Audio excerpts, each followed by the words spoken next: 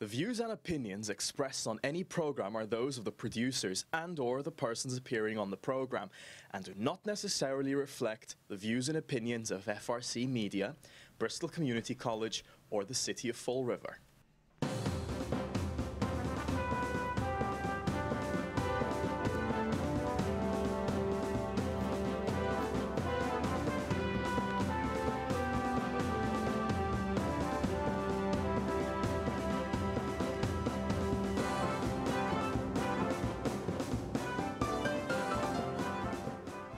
Well, hello. Welcome to Spindle City Straight Talk. I'm Chip. And I'm...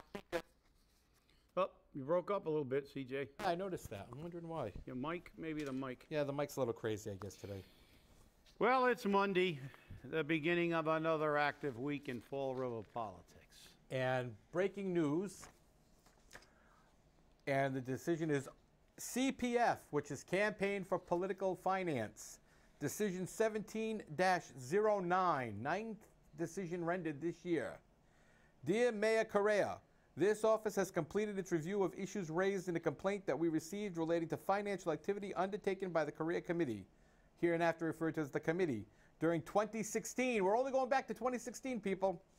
Based on this review, we have determined the committee, as discussed below, did not comply with Massachusetts campaign finance law. 1. Failed to deposit contributions in a timely manner. Mass General Law, Chapter 55, Section 19B of the Campaign Finance Law requires depository committees to deposit contributions in the form received within 7 days of receipt. I think that's pretty clear, don't you, Chip? 7 days? Yeah, well, yes. Your committee timely deposited numerous checks received on or about December 8, 2016. However, your committee did not deposit all checks received in that time frame. The committee ultimately deposited several of those checks on January 20, 2017. Section 19B was violated as a result of the committee's delay in depositing checks. 2. Receipt and excess individual contributions. The campaign finance law states that an individual may contribute no more than a total of $1,000 during a calendar year to a candidate or the candidate's committee. A committee that receives excess contributions is required to promptly return or refund the contributions. See Mass General Law, Chapter 55, Section 7A, and 970 CMR 1.04, Sub 8. During 2016, the committee received excess contributions from 5 persons. Once OCPF informed the committee of these excess contributions, which were deposited in January 2017, I believe that was going to be the January 20th deposits. Again, that's my belief. The committee returned $3,750 to the contributors in May of 2017. Receipt of excess money order bank check contributions. In addition, Section 9 limits the amount of committees can receive by money order or bank check in a calendar year. The total amount that may be given by such instrument is $100 per contributor per year. The committee received bank checks from 3 individuals totaling $575, $275, of which was in excess of the per-person limit. The committee did not refund the excess amounts until the issue was raised by OCPF with the committee. The committee has now refunded the excess amounts. 4. Receipts of corporate, LLP, and LLC contributions. Section 8 of the Massachusetts Campaign Finance Law states that business corporations may not directly or indirectly pay, expend, or contribute anything of value for the nomination or election of any person. During 2016, your committee received and deposited checks totaling $1,250 in prohibited corporate contributions in violation of Section 8. The committee has now refunded 1,000 of these contributions. One check for $250 to refund a corporate contribution was not cashed by the recipient. To resolve this matter, the committee purged $250 to the Commonwealth. Isn't that amazing? So he paid $250 to the Commonwealth. After being contacted by this office, the committee acknowledged its errors and now understands the requirements of the campaign finance law regarding these matters. The committee has also agreed to provide OCPF with deposit slips and copies of all deposited checks within 2 weeks of deposit during 2017 and 2018. Please be advised that failure to comply with the limits or disclosure requirements of this campaign finance law in the future could subject you to referral to the Office of the Attorney General. In accordance with the opinion of the Supervisor of Public Records, this letter is a public record. If you have any questions regarding this letter or any other campaign finance matter, please do not hesitate to contact this office. Sincerely, Michael J. Sullivan, Director. Carbon copy to Jen Andrade, Committee Treasurer, who's also the committee campaign manager. Wow. I mean, is there any law that we didn't violate here? No, and the thing is that he you know, they didn't say it was a fine, but he had to give the Commonwealth $250. He had to give that to the Commonwealth. So, in essence, it's a form of a fine. But this shows you, I mean, he can't even get his own finance right for his committee. And he can't get them right for the city. I mean, how are people supposed to believe this? Well, again, this is a symptom of the problem that, look, okay, if you're a first-time candidate, you're not used to OCPF regulations, but you try to comply, and if you make a mistake, they give you a little bit of latitude, and you get someone. You either tell your person who's in charge of your finances to either learn it and do it correctly, or you get rid of them. He's not a first-time But that was his explanation last time. Because remember, this happened before. That's what I'm saying. But I mean, but this is the process you do. You get somebody in there. You made some mistakes. Okay, you've got to. It's like a lawyer's defense for not giving you proper representation is, well, I really didn't know the law that well. Well, guess what? If you're going to put somebody in charge of your finances, you should tell them, learn it and do it correctly. Otherwise, you don't have a job. And again, he's not a first-time candidate. And he did it as a councilor. He raised funds. Now he's raised it as mayor. And we have an individual who's doing it. And like the city, no matter how many times the financial team changes numbers or hides money and forgets it, I believe the excuse was for the $195,000 they forgot or something. Yeah. So, how do we retain CFOs and city administrators who forget? God, I guess it must be some kind of malady when they get up on the 6th floor, they forget. That was the same excuse they used in 1991 when they forgot that $1.5 million that was in their bank account was actually city employee health care money. And then a year or so ago, when they came back and said, oh, there's $44,000 of employee money in our account again. But, it was rattling around in there for a year or so, and we just forgot it was there. And, and this is what the taxpayer is paying 6 figures for. But the thing is, financial teams, financial incompetence, and obviously, the only time this guy ever gets rid of somebody who's not doing their job, if they're one of his friends, is when they stay at the Ritz-Carlton. Exactly. But, the thing is that this isn't the first time that the Correa campaign has been slapped. Oh. Okay? They were slapped about a year ago with similar violations, and those similar violations resulted in the campaign treasurer being removed, and Jen Andrade became the campaign treasurer. Now, the reason he gave, because again, this is a guy with an excuse for everything. All right? The reason, well, she's new to this and she is not familiar with it, but you know what? The buck stops with you. The buck stops with the candidate. The buck stops at the 6th floor. You have done this now 1, 2, 3, 4 years. If you don't know the rules by then, go to somebody who does. Numerous candidates have called me. Numerous candidates have come to me and said, I have a question on this campaign finance issue. Can you answer it? And I give them the best advice possible. And I always end that advice with the same statement. Call your auditor. That's what they are there for. They will answer your question and tell you if you can do it. They would prefer to answer a question than to have to generate one of these letters making you look like a moron. And that's what happens here, because this is a public reprimand letter. A public letter. Everyone knows it. And they now know that your campaign committee, your campaign treasurer, is incompetent.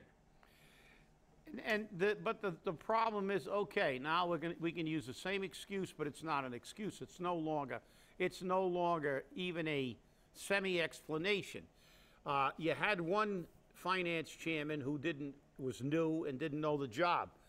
So rather than tell her to learn the job and do it right, you get somebody else that's new, and they'll say they'll make mistakes.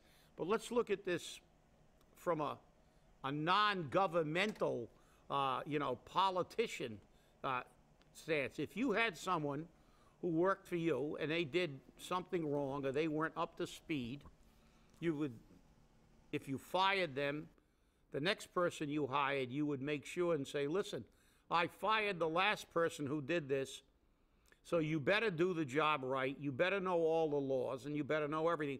Or if you keep that person because they were new at it and they made mistakes, and you say, okay, you know, I think that, you know, you were kind of new at this, but now don't make that mistake again. But again, we see this pattern in the city of Fall River. We hired one guy for DCM. The resume wasn't accurate, so he doesn't get hired. Then the next guy's got a resume that's pretty weak, and they still hire him. And then he gets demoted, and we hire and hire and hire. And now we have, you know, our financial team has been a disaster since day one. They've never, ever had any figure that you could take to the bank to kind of, that's kind of really ironic that, you know, nothing they say you can take to the bank about the money in Fall River. Now, again, we've got $195,000 under the mattress, and we've got money that's still not accounted for. That $44,000, I sent a letter months ago requesting for them to tell me how that $44,000 of employee money, well, they told me how they got there. They took employee money to pay for their health care, because some people don't have it taken out of a check for whatever reason. They're being laid off or whatever. They're what they call individual payers. They actually have to physically, you know, send a check or bring a check to the city. So they might be Cobra. They might be Cobra. Well, there are also other people. Yeah, the Cobra recipients, and there's also people who you know, there's a period they have to cover them after Right. layoffs and things like that. So for whatever reason, there are people who have to pay, and it's not taken out of their paycheck. Well, these people apparently went to City Hall and gave people their money, and it still boggles my mind how this can happen. You're somebody that works at City Hall, and even though we had all these issues with health care all the way back to '90, they still don't have a plan. You hand somebody a check and say, this is my health care money. And then they take it, and they don't put it in the employee trust fund. It gets put in, I don't know. And so they said, oh, they're individual pays that they took, and the people didn't realize that, you know, it went in the employee trust fund. Well, if they're a city employee, their money goes into the employee trust fund. Where did they think it was going to go? It wasn't a check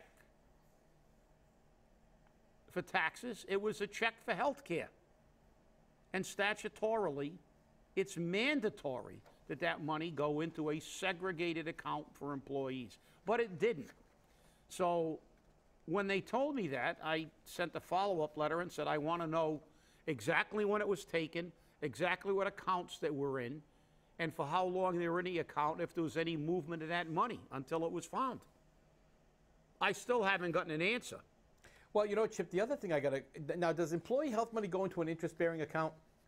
Yes. It does. So not only did you lose the $44,000, you lost the interest, on the exactly. On the yeah. $44,000. And that's why we wanted to track it and see where it went, how long it was, because, you know, we're going to look at the interest. But, I mean, it's just absolutely mind-boggling how we can say that we have a government center and we don't know what to do with employee money. Well, it's not beyond the realm of possibility in this city, since they took money out of people's checks and put it in the wrong place. Exactly. I mean, it wasn't even, okay, some clerk who, I mean, you'd think there would be a designated place and a clerk to hand this over to, like to people who take care of health care. You should go up to Health and Human Services and say, this is my health care check.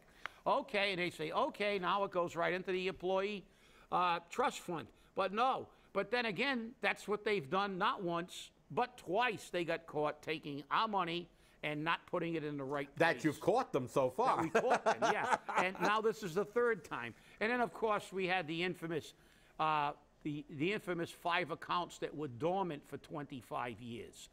How can you have an account that's been inactive for a quarter of a century, and nobody found it. And by the way, the company that was auditing the city during that period was, get ready for the drum roll, Haig and Sahadi. Oh, you mean the Sahadi that is the chief financial officer treasurer for the city of Fall River? Yeah, that was the company. Wow. But you know, again, this is just an indication of the lack of you know, consideration for their fiduciary responsibility. So this carries over. Swearing again. If he wants to screw up and get OCPF to cite him every single time there's an election, that's, you know, okay, fine. And that's bad enough because he's going to pay fines and he's going to pay, you know, and he's going to get the heat. But the problem is that the problem I have personally is that this kind of cavalier attitude about complying with the law and really paying attention to where money is and where your finances go carries over to the way they handle you, every taxpayer, and my tax dollars. Because when we look at our financial team, we see the same kind of stuff happening. Lack of compliance with statutes, you know, inaccurate accounting for money, and, you know, this is just not acceptable. Well, here's the funny thing. Michael Sullivan held a training in Fall River back in April. Michael comes down to Fall River every election year. Every year he comes to Fall River, does a training on OCPF laws, regulations, and what has to happen. The first time that he came down when Jazel was running for mayor, Jazel showed up, signed in, shook hands, and walked out the door. And he's not going to say I'm lying because I was sitting there where people were signing in. Oh, he'll still say you're lying. I know, but I was sitting there when people were signing in, including him. So that showed you how much he cared about the law then. Michael Sullivan also tells people who file complaints, and I know because I file complaints regularly. I file them all the time. Okay? When I see it's wrong, I talk to the candidate. If the candidate doesn't want to fix it, I turn around and tell them I'm going to file the complaint. They say, go right ahead, file the complaint. So I file it.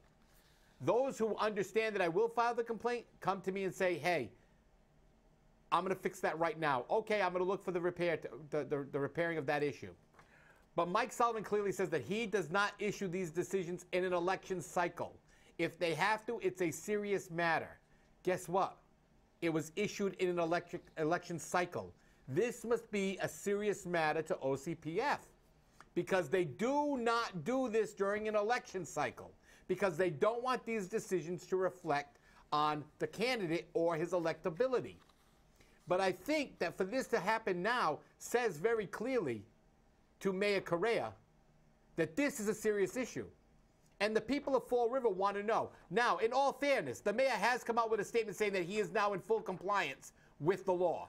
And they did give him some time to comply. But for the next 2 years, all of the rest of 2017 and 2018, he has to provide every single deposit slip to OCPF within 2 weeks of the deposits.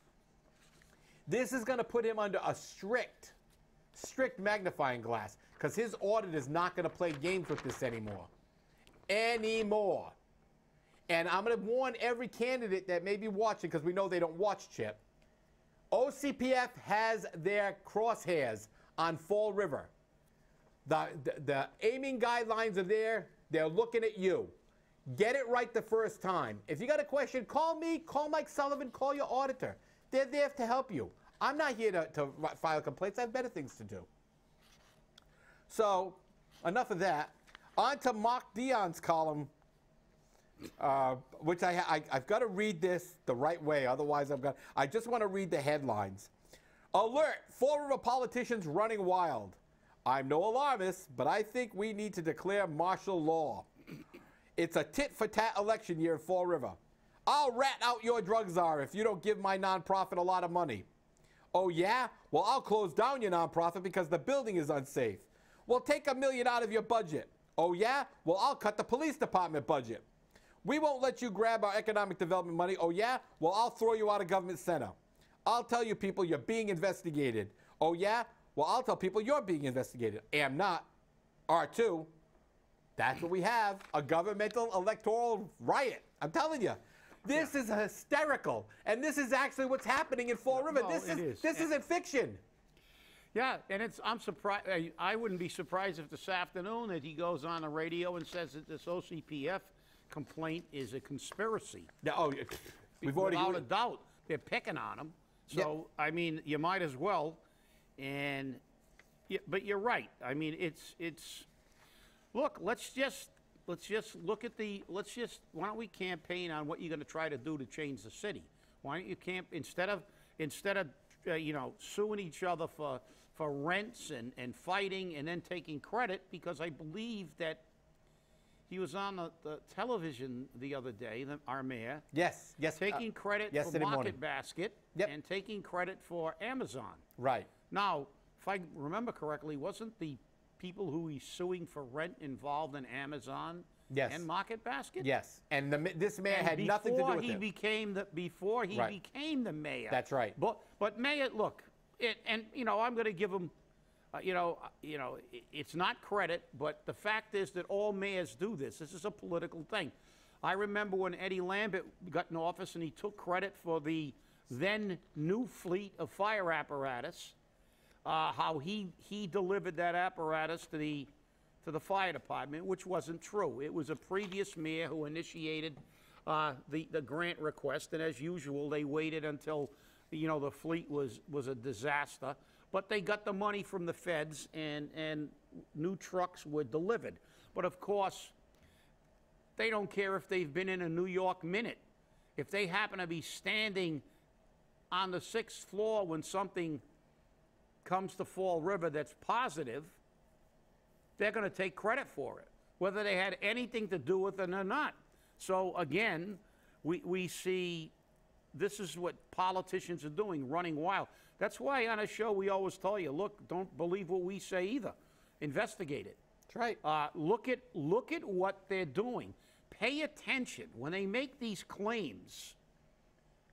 I brought Market Basket. I brought Amazon. And by the way, there was an actual ad on television last night for full-time employees in Fall River at Amazon. Amazon.com/Fall River Jobs. Exactly. And for full-time jobs with benefits, not part-time jobs. So anybody out there looking for a job, there it is. But, this is the whole thing.